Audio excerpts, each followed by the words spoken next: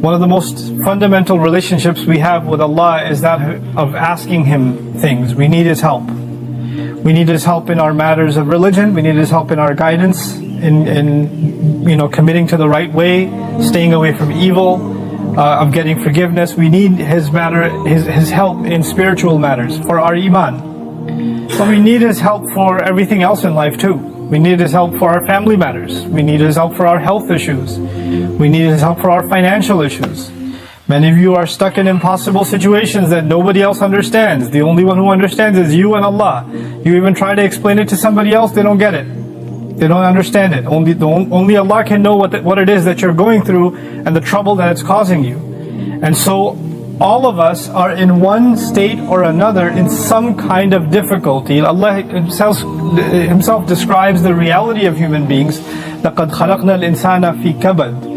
We created the human being in exhaustive labor. Either you're mentally exhausted, emotionally exhausted, materially exhausted, workplace exhaustion, you're physically exhausted, tormented, your health is exhausted, your age is exhausted, your wits, you have a problem, you can't find it, you try this solution, no solution is working, your creativity is exhausted. We're constantly in a state of kabad. We're stuck in one place or another. This is what preoccupies much of our mind. A lot of the time, you have to force yourself to think positive. Because if you don't force yourself to think positive, and you're just driving around, or you have a few moments to yourself, all your mind runs in your head is all the negative things that are happening. Every problem that needs solving, everything that hasn't been done yet that needs to get done. This is what we are preoccupied with. And of course, part of our relationship with Allah is we want to be able to ask Him to solve our problems, to ask Him for the things that we need, that we want from Him. What I wanted to start with today is actually one of the most important secret ingredients that you and I need to be able to ask Allah successfully whatever we want. And we all have things we want. And those are secrets between us and Allah. But if you're really going to be able to ask in a way that you're truly hopeful that Allah Azza wa Jal will respond to what you're asking for, there are some things that have to be in place. And one of the most important things that the Quran keeps highlighting that has to be in place is that you and I have to ask Allah to forgive us first. You have to ask Him to forgive us first. Before you ask Him anything else that you want or I want, we need to be able to genuinely ask Allah to forgive us. And I'm saying today, people ask, which dua can I make for forgiveness? Or what are the best words I can say for this dua? Or people have duas for separate occasions. So when a woman is expecting, she'll email me or she'll come up to me and say, look, I'm going to have a baby, which dua can I make right now? Or somebody will say, I'm going for a job interview, which dua can I make right now? Right? It was always this, give me the special dua for the special occasion. Let me tell you, those words are important because they're sacred and they're revealed. But the dua for all occasions is actually seeking Allah's forgiveness. The dua to open up all of your problems, get rid of all of your problems, the one dua that takes care of everything is genuinely seeking Allah's forgiveness. Nuh alayhi salam invites his people, for over 9 centuries. He's doing constant da'wah to them. And at the end of that career, he looks back and he summarizes the message that he was trying to give them. Of course, he didn't have one speech with them. He didn't talk to them once or twice. Laylan wa nahara, da'awtu qawmi laylan wa nahara. Night and day. He didn't even take nights off. He's constantly inviting them. And in a surah dedicated to his name, Surah Nuh, the surah of Nuh alayhi salam, he himself summarizes the entire message he was giving his people this whole time. What is it that I want from you? إِنِّي كُلَّمَا دَعَوْتُهُمْ لِتَغْفِرَ لَهُمْ. Every time I was inviting them, I was only inviting them, calling them to this faith, so you could forgive them, Ya Rabb. So you could forgive them. And then literally he says, here's how I invited them. This is what I exactly said to them over and over and over again. قُلْتُ, I said, إِسْتَغْفِرُوا رَبَّكُمْ. Seek forgiveness of your master. إِنَّهُ كَانَ غَفَّارًا. I'll come back to this part later. إِنَّهُ كَانَ غَفَّارًا. Certainly Allah is someone who keeps on forgiving and keeps on forgiving and keeps on forgiving. And He does it repeatedly. But what He says after that is so remarkable. He said, you people, and I need you to understand who He's talking to. He's talking to one of the worst nations in history. Nuh alayhi salam is described as one of the worst nations of all the nations. Places like Surah Al-Qamar, where Allah describes different nations, or even Surah Al-Dhariyat, Allah describes different nations of the past that rebelled against Allah, that rebelled against the prophets and were destroyed. When he gets to Nuh alayhi salam's nation, what does he say? وَقَوْمَ نُوحٍ مِّن قَبْلِ إِنَّهُمْ كَانُوا هُمْ أَظْلَمَ وَأَطْغَى. The nation of Nuh from much before, they certainly were more wrongdoing and more rebellious than everyone else. Like, he has the worst condemnation of the people of Nuh. It makes sense. They had a messenger not for one generation like every other prophet. They had a prophet 3 generations, 4 generations every century. Every 2 decades there's a new generation of kids that have grown up. And he's seen that century after century after century after century. He's seen 40, 50 generations of people. And they've all rejected him. And he's making the same invitation to all of them. So the reason I brought this up is for a purpose. He's talking to very, very bad people. He's talking to the worst of the worst. What offer does he make to them? He says, "Istaghfiru rabbakum." Seek forgiveness of your master. Innahu kana ghaffara. He keeps on forgiving over and over and over again. You guys have been messing up over and over again. Allah keeps forgiving over and over again. But his offer doesn't stop there. He says, "Yursili samaa alaykum midrara." Yursili. It's actually jawab al-amr here. What that means is, if you seek His forgiveness, then Allah will open up the sky for you and it'll start pouring on you. Now that could be a reference to rain. That could be a reference to rain. And ironically, it's not a reference that you will get flooded. They did get flooded, right? They did get flooded, but Allah is talking about a different kind of rain now. If you seek forgiveness, that same rain that destroyed them will be the rain that brings them life. They didn't pray for rain. They didn't ask for rain. And Allah just asked them to make dua to be forgiven. But if you asked dua to be forgiven, the sky will open up and start pouring. Now Allah did not say water will pour. Allah did not say water will pour. He said the sky will pour. Because the sky has a lot more than water. The sky has forgiveness that comes from the sky. The sky has peace, tranquility, faith, your provision, the solution to your problems. They come from the sky. He will open the floodgates, and everything held from the treasures of Allah that you haven't been getting because you haven't been seeking forgiveness is going to open up. Just ask for forgiveness. You're asking to solve problem A, problem B, problem C. There are problems you don't even know you have. Allah knows that you have them. If you and I just became genuine people of seeking forgiveness, then those problems will start getting solved by divine intervention. يُرْسِلِ السَّمَاءَ عَلَيْكُمْ مِدْرَارًا. And that's not even enough. You're asking forgiveness for who? Yourself. Istaghfiru rabbakum is seek forgiveness for yourself. He says, وَيُمْدِدْكُمْ بِأَمْوَالٍ وَبَنِينَ. And He will extend you by giving you money and giving you children. He will further your good legacy with money and kids. It's not even money that will lead you away from Allah, because it's in the context of you seeking forgiveness. He'll give you good money that will lead to you doing more good and benefit you in this worldly sense and in the akhirah sense. And He'll give you good children that will give you goodness while they're alive. They will respect you, show you love, obey you, make you proud. They will give you happiness when they're alive. And even when you're gone, they'll continue to do good deeds that become a continuous investment for you after you're in your grave. Allah will give you all of these things. By the way, this is the same 2 words, money and children. Later on, وَإِنَّهُمْ عَصَوْنِي وَاتَّبَعُوا مَنْ لَمْ يَزِدْهُ مَالُهُ وَوَلَدُهُ إِلَّا خَسَارًا.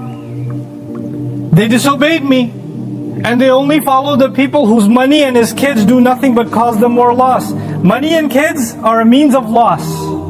But when money and kids come from Allah, after you seek forgiveness, they become gain. See, it's the same money and kids. It's the same money and kids. The only difference is, now they have the blessing of Allah's forgiveness on top of them. It's like they were contaminated until Allah purified them with His forgiveness. Istaghfiru rabbakum, and look, seek Allah's forgiveness. What doesn't open up? The sky opens up in ways you can't imagine. Guidance opens up for you. Understanding opens up to you. Your personal internal problems start going away. You know, anger, for example. Anger is a very hard thing to get rid of. Some people live a miserable life because they can't get rid of their anger. Something is eating inside of them and they're just not able to fight it. So much so that they recognize, I cannot get rid of my anger. And I bet Allah will not forgive me because I'm such an angry person. I'm not able to forgive. Sahaba were really angry at the battle of, at the occasion of Hudaybiyah. What did Allah say about the removal of anger? He said, أَنزَلَ السَّكِينَةَ فِي قُلُوبِ الْمُؤْمِنِينَ. He sent peace, calm, tranquility down from the sky into the hearts of the believers. Calmness doesn't come from you. It doesn't come from you and me. We can't calm ourselves down. Musa's mother was dying of nervousness, of fear when she was putting her baby in the water. And Allah says, لَوْلَا أَرَّبَطْنَا عَلَىٰ قَلْبِهَا. Had we not tied her heart and kept her strong. Allah made her heart strong. She's not capable of that herself. She's too scarred for that. She's too traumatized for that. Allah, there is such a thing as divine intervention that will help you heal. There are sins that you have, tendencies that you have. Some people are very tempted by fahsha. Some people are very tempted by their anger. They can't control their anger.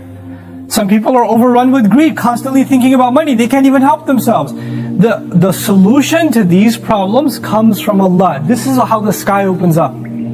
The sky opens up for things that are deep inside you, and it comes and it solves that problem inside you. It cleanses you, just like the water cleanses the earth. So يُمْدِدْكُمْ بِأَمْوَالٍ وَبَنِينَ. But that's not enough. He says, وَيَجْعَلْ لَكُمْ جَنَّاتٍ وَيَجْعَلْ لَكُمْ أَنْهَارًا. He'll put in place for you gardens. He'll make rivers flow for you. This is Allah's way of saying, what will I not give you if you just ask for forgiveness? You and I think when we ask for forgiveness, the only thing we're getting is forgiveness. Allah is telling us, when you ask for forgiveness, there is nothing I don't give you. It's almost like you can ask for other things, or you could just ask for forgiveness and everything's covered. Everything's included. What's left? Money, children, the sky's opened up for all of your problems, gardens, rivers, all of it's ready to go. And by the way, seeking forgiveness, we're learning now, you would think, normally a person would think, when they're asking Allah's forgiveness, then, it's going to help them in their akhirah. It's going to help them in their afterlife. These ayat are telling us, no, Allah is not only going to help you in your akhirah, He's going to help you where? In this dunya. Think about Hajj. The biggest motivation you and I have for going to Hajj and getting our Hajj accepted is that our past sins are forgiven. We get a fresh start. That's the reason you go. You literally go in the clothes you're supposed to be buried in. Even in Hajj itself, when we're going to make the march, ثُمَّ أَفِيضُوا مِنْ حَيْثُ أَفَاضَ النَّاسِ وَاسْتَغْفِرُوا اللَّهِ. Go where people go, follow the people, follow the crowd, and seek Allah's forgiveness. Pour in and seek Allah's forgiveness. The essence of Hajj is seeking forgiveness. That's the purpose of it. That's the fundamental goal of it. And even in that, at the occasion of Hajj, what do we ask Allah? رَبَّنَا آتِنَا فِي الدُّنْيَا حَسَنَةً وَفِي الْآخِرَةِ حَسَنَةً. Every tawaf. Same dua, the dua from Quran that describes what you should do at Hajj. وَمِنْهُمْ مَنْ يَقُولُ رَبَّنَا آتِنَا فِي الدُّنْيا وَفِي الْآخِرَةِ رَبَّنَا آتِنَا فِي الدُّنْيَا حَسَنَةً وَفِي الْآخِرَةِ حَسَنَةً وَقِنَا عَذَابَ النَّارِ. Give us good in this life and the next life. In other words, give us the kind of good in this life that guarantees the good of the next life. There is such a thing. And you can get all of it when you and I are genuinely seeking forgiveness. Now, I've taken this much portion of the khutbah just to highlight the benefit, the purpose of you and I seeking forgiveness. But we still haven't gotten to how do you do it. Like, what do you do when you seek forgiveness? There's the artificial kind of seeking forgiveness, astaghfirullah, astaghfirullah, astaghfirullah, astaghfirullah, astaghfirullah, which for some people is so artificial, like Ali radiallahu anhu saw somebody doing it and said to him, your istighfar needs istighfar. Right? So, because it's just rolling off your tongue. I want to tell you there are some things that keep you and me from seeking Allah's forgiveness. It has to do with expectation. Some people deep in their mind have internalized that I have done way too much messed up stuff. Allah probably doesn't like me very much. Some people even go as far as to say, I've heard them say, Allah hates me. Allah hates me. Allah doesn't like me. Allah is angry with me. I've done a lot of bad things. Allah told me, I knew Allah doesn't want me to do this, and I did it anyway, and I did it over and over and over again. So I'm basically off of Allah's good books. My prayers don't mean it. And when people internalize that, you know what they do? I'm a bad person. Could you make dua for me? Because I'm disqualified already. So you need to make dua for me. Because I'm hoping at least Allah will listen to you. Maybe I have a chance. Because there's no way He's going to listen to me. You seem to have a much better connection with Allah than I do. Let me take you back, short reminder. Who was the offer made to by Nuh alayhi salam? Did Nuh alayhi salam made this offer to people that spend their entire night in the masjid and go to Hajj every year and fast and do? Nuh alayhi salam was making this offer to one of the most rebellious nations on earth. Continuously rebellious. And he said, if you can just come ask forgiveness, not only will Allah give you forgiveness, He'll open up the world for you. In other words, you don't get to write yourself off. You don't get to say about yourself, I'm too far gone. Seeking forgiveness is not for you, maybe for somebody else, but I'm a lost case. I'm a terminal case. I'm beyond hope. I'm already done for. If anything, my mom will make dua for me, or this one will make dua for me. And this is where Shaytan comes.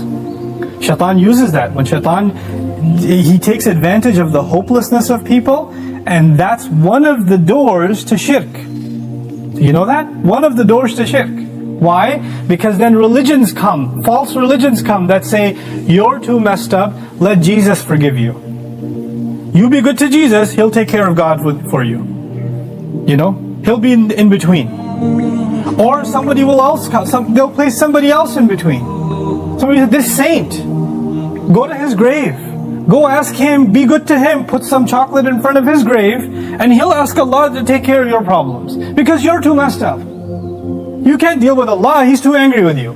He, however, was in Allah's good book, so you go through Him. This is how shirk opens up. In other words, the essence of our direct connection with Allah, which is what Iman is, which is what Tawheed is, which is what La ilaha illallah is. The essence of it is you get to ask Allah directly for what you need, and I'm telling you, I'm reminding myself, the thing we need the most, because it will take care of all of our needs, is seeking forgiveness. Now, there's a seeking of forgiveness by the tongue, and there's a seeking of forgiveness by the heart. Human beings tend to be defensive. If I criticize you for something, hey, I saw you said that. Why did you say that? I didn't mean it like that. You don't understand what I was going through. Excuse me. You don't even understand the whole story. Hey, I noticed that you did this. You get defensive immediately. Human beings have good view of themselves, but they make lots of excuses. They keep throwing excuses. If you're gonna seek Allah's forgiveness, you have to find a time, and it doesn't matter if you don't know Arabic, and you only know Punjabi, and you only know Bangla, or Bahasa, or English, or Urdu, it doesn't matter. You speak to Allah, and you genuinely admit to Him what you've done wrong, and don't make excuses. It's really hard to do that. Because even when you stand in the mirror, you lie to yourself. You tell yourself, I'm not that bad. I have reasons for what I did. I have justification. I've been through a lot. But when you're going to come in front of Allah, you have to forget about justifying. Because all of your justifications, He knows them already. He knows what you were going through. He knew it was a tough time. He knew that this was overwhelming you, that was overwhelming you. I was under a lot of stress, Ya Rab, that's why I drank. Don't give Him the reasons. He knows your reasons better than you do. You need to come to Him openly, without any filters, without any hesitation, with no guard, with no shame. Like you're embarrassed to even admit this to anyone, but until you completely, openly admit to Allah how messed up you've been and how you've messed up, completely openly. And as you do it, let me tell you, as you start verbalizing those things, I would be hard pressed to think tears are not going to roll down your eyes.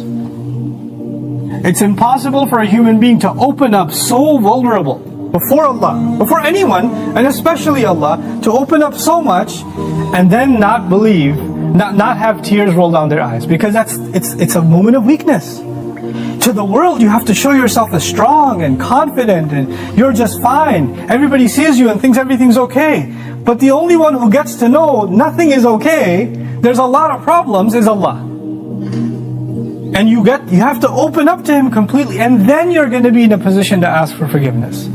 Then you get to beg in sajda. Then it turns into something else. Then it's not just astaghfirullah, astaghfirullah, astaghfirullah. It's a real conversation with Allah. It's a real confession with Allah Azza wa Jal. That's a powerful, powerful thing. Try it for yourself. You have to find time alone to yourself. You have to make sure nobody else is listening. You can't even do it in the middle of the night. You get up from the bed, the wife is still in bed, you sit on the side of the bed, Ya Allah, forgive me, and she's listening. You can't do that.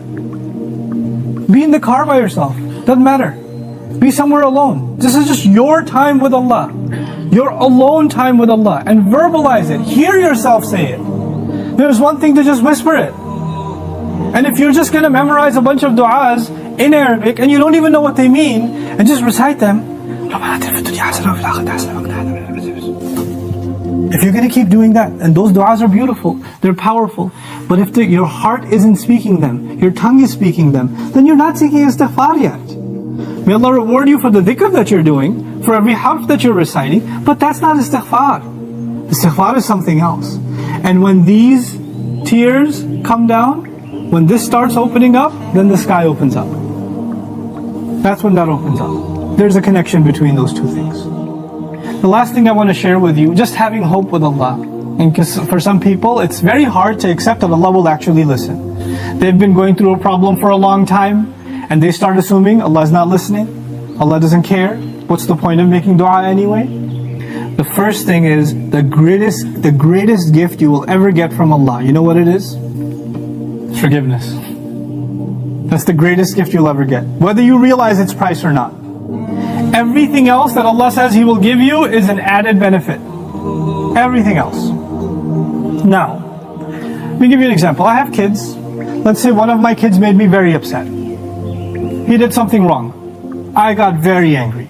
You should not have done that. You should not have spoken like that. I can't believe you did that. And I scold him. Now that I scold him, he goes home, he goes back, and he was drawing something for me. He was making me a card, Abba, I love you. And here's a house I drew, or something. He drew something beautiful for me. And when he drew it for me, who was he supposed to give it to? He was supposed to give it to me. But he crumpled it up and threw it in the garbage. And before he threw it in the garbage, his other brother asked him, hey, why didn't you give it to Abba? Why did you throw it away? Abba's so angry at me, he doesn't care about that. He doesn't really care. He doesn't love me anymore. If I knew that he felt that way, what would I do? Yeah, that's right, you better throw it away? No, I'd be in tears. How did you think I don't love you anymore? Yeah, you messed up. Yeah, you did something bad. But you're my baby. You can mess up 1,000,000 times, I'll still love you. Even if I'm angry, I still love you. Give me that paper. Why wouldn't I'll frame that paper.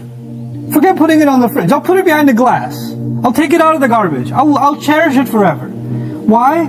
Because I love my child despite their mistakes. Even when they make me upset. That's just me and my child. I'm not talking about me and my child. I'm talking about me and Allah. I mess up with Allah. I make mistakes. Allah doesn't even scold me. He didn't strike lightning from the sky. He didn't push me into hell. He didn't make my heart stop beating. Every time I lied, I didn't develop an inability to speak. Every time I ate something haram, my hand didn't become paralyzed. It didn't happen. Every time I looked at something haram, I didn't go blind. He still kept giving. He still kept providing. And I start thinking, well, Allah doesn't really love me anymore. We used to be good, but now that I'm bad, the love is gone. So what's even the point of making dua to Allah? Nobody will love you like Allah does. Every ounce of love I have for my child, every ounce of love you have for your child or you have for your parents, that love is only a fraction of something Allah put in you. You're not capable of loving anyone. The love we have is actually revealed from Allah. It's a gift from Allah. And if that's a little fraction of the love between two of Allah's creations, we can't imagine the love Allah has for us. Don't let anybody tell you otherwise. The only one who believes Allah hates him and that's it, their story's over, is Shaytan. He believes it. There's no reason for him to ask for forgiveness because he's a lost cause. He's accepted that about himself. If you accept that about yourself, whose footsteps are you following? Think about that. If Adam alayhi salam was in Jannah, you couldn't have a better home than Jannah, and he made a mistake. And Allah Azza wa Jal put him on the earth. If he starts believing, I have been given such a huge demotion, Allah is so upset with me, He brought me all the way to the earth, how can I ever speak to Allah again? After I've disappointed Him so much. One of the first things, Allah taught him what to do. How to fix his heart. رَبَّنَا ظَلَمْنَا أَنفُسَنَا وَإِن لَمْ تَغْفِرْ لَنَا وَتَرْحَمْنَا لَنَكُونَنَّ مِنَ الْخَاسِرِينَ. You could be in a really good place and you fell to a really bad place. Compared to Jannah, dunya is nothing. He went from Jannah to dunya. And as far down as he came, he's still just as close to Allah. Just those words are enough to connect him to Allah. Don't give up on dua. Make this month, this coming month, even from now, preparation, how you're going to make genuine dua to Allah. Know that Allah will listen to every one of your du'as. Ujibu da'wat ad-da'i idha da'an is an announcement of Ramadan. I immediately respond to the one who calls on me whenever they call on me. That's the promise of Allah. And the number one dua you make, number one dua I make is going to be for forgiveness. May Allah Azza wa Jal make us a people of genuine forgiveness. May Allah Azza wa Jal make our hearts feel the desire, the earnest desire to seek His forgiveness. May Allah Azza wa Jal bless our hearts to move our eyes to tears. And may Allah Azza wa Jal open up the doors of His rizq and His solutions to all of us that seek His genuine forgiveness. One last thing I'm reminded of, I know I'm over my time. Allah says about nations that He won't destroy. You know, there are nations that deserve to be destroyed and Allah wouldn't destroy them. You know why? Because among them there are people who still seek forgiveness. Just because there are some people who still seek forgiveness, Allah wouldn't destroy some people, the entire nation. Become people of istighfar. May Allah protect all of us. Barakallahu li wa lakum. Assalamu alaikum wa rahmatullahi wa barakatuh.